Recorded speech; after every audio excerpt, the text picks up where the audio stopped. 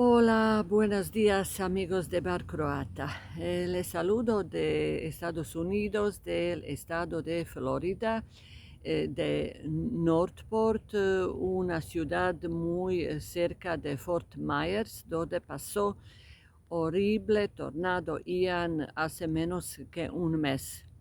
Y en Florida se puede ver el daño, árboles cortados, y aunque se hace todo para arreglar las calles y alrededor de las casas, no hay bastante gente para hacerlo, aunque llegan de toda América.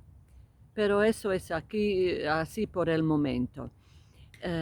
Florida tiene muy buen clima y por eso cuando se jubilan en el norte de América, en Chicago, New York, Cleveland y en Canadá, la gente llega a vivir aquí y por eso la Florida llaman sala de espera para el Dios. Claro, eso es una chista, pero hay gente también que vive en el norte y llegan aquí por vacaciones durante invierno cuando está muy frío en el norte y llegan a aprovechar el sol y calor y a ellos llaman pájaros de nieve.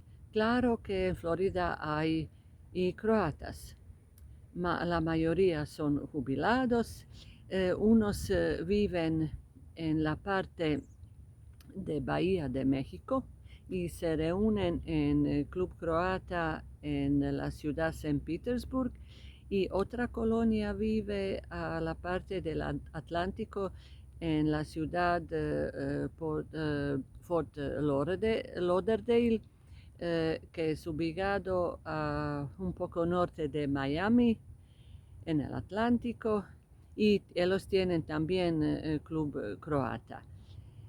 Eh, es lindo aquí, tanto calor. En unos días regreso a Split, donde me dicen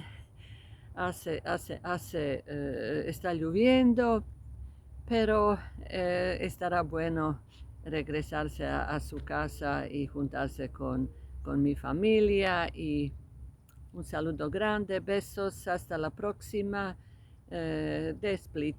Y beso grande, chao.